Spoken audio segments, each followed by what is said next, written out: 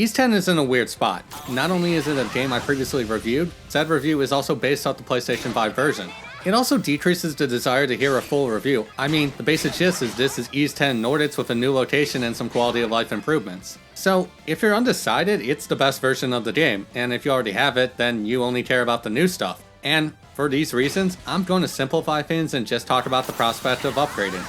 This will start with what Proud Nordics includes, an explanation of how to access the new stuff, and then my thoughts of the overall value. So, let's start with what's included.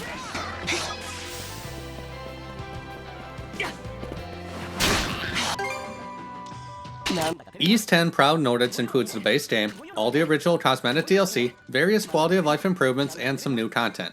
There isn't much to say about the cosmetic DLC. I included some examples of the included content, but they've been around from the start. There are also a lot of quality of life improvements. I couldn't find an official list, but Reset Era user Hamlock posted a list. I'll also put that in the description below for anyone that wants to look it over. Most of the things are relatively minor though. Longer sense, higher skill caps, stronger enemies with red aura, and things of the like. However, there are a few big changes. The most notable is adding air currents to sailing. These are green routes that make the ship move faster. They also decrease the cooldown on boosting, making them the most effective way to travel. And I can say they make a massive difference. There are also unlockable paths to make traveling even easier. The worm boss, Magna Diga, was also changed. The newer fight is a lot more engaging, plus has a cool attack that you need to dodge with the board. The game was also rebalanced. Some of these are minor, like the final boss is 2 levels higher. After revisiting the original, I can say it's harder, at least with a couple enemies. With that being said, I should note it was only really clear when checking footage, and I did not test a substantial amount of the game. Now let's start the visual improvements.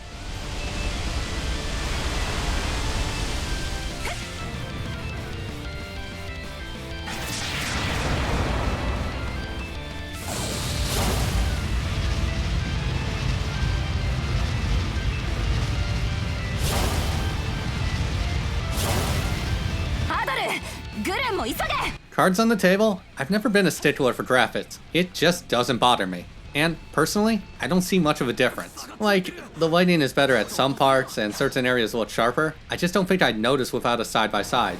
Other platforms, such as Nintendo Switch, likely have larger changes. That said, it was stable throughout.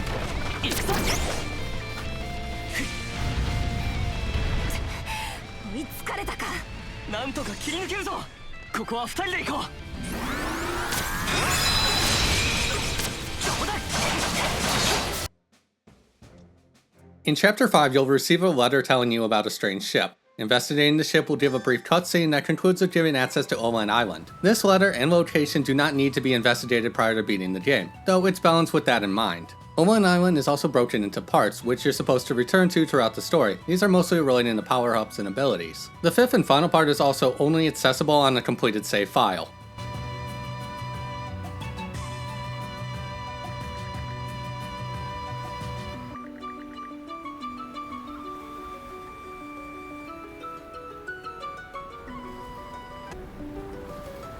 When researching some things, I saw someone mention this was originally cut content that was later completed. While I found nothing to substantiate that claim, I would totally believe it based off how the content is designed. In terms of narrative, it basically serves 3 distinctly different functions. This starts by fleshing out Karja, and to a lesser degree her relationship with Adel. There is a natural progression that feels like something you do as a series of optional missions. It touches more on her backstory, introduces her cousin, and gives her a small arc. In addition to her story is a bit of world building. It doesn't change much in the grand scheme of things, but it explains the island with a new mystery to uncover. The last bit acts as an epilogue and answers some questions along with providing an interesting final battle. None of this stuff changes the overall narrative, nor is it likely to radically change your opinion of the original story. It just feels like an optional character quest that concludes with an epilogue.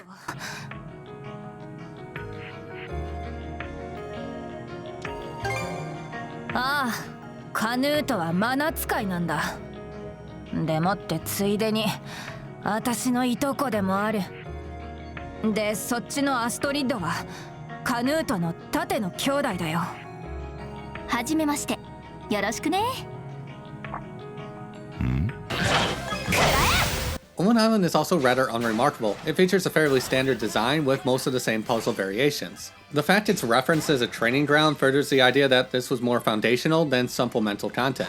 As a result, there really isn't much to say about it. The location is fairly large and is broken up into 4 locations. Each one tends to focus on a specific mana power, with some new bits centered around mana hold. Now, to be honest, I think mana hold is a cool power that works extremely poorly. Not only does it struggle with physics, making it prone to breaking, it just isn't fun to use. I was hoping for something closer to control, where I could grab a bomb and whip it back at an enemy, whereas this is rather unpredictable in execution. Long term, I opted out of utilizing it because it was so unsatisfying to use. A shame too, as a bit of magnetism towards enemies would go far. Something that I hope is more me missing something than it actually being bad.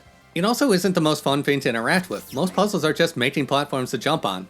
In fact, I only remember one puzzle that utilizes the magnetic nature to solve. There you make stairs to get a chest. But outside of that, it's just throw boxes somewhere and then jump on them.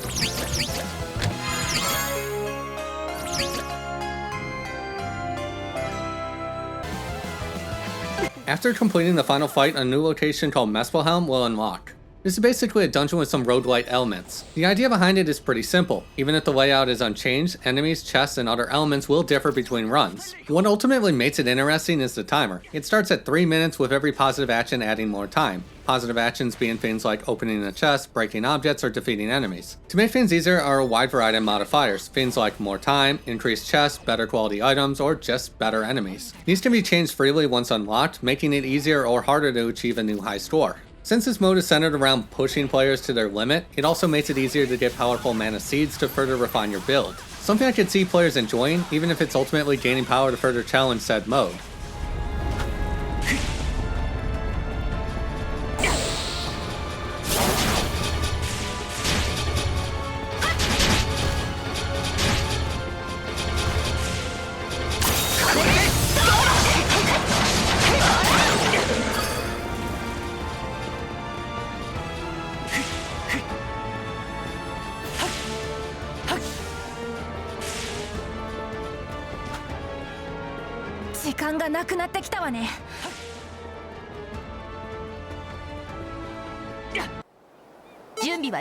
Beyond the 2 aforementioned areas are a couple optional modes, one of these being an arena and the other involving races. How much value you place on them will vary, though I like that the arena also has solo challenges. These are also intended to be more fun challenges than long-lasting content. At most, it provides a couple aspirational aspects to further make use of a fully enhanced character.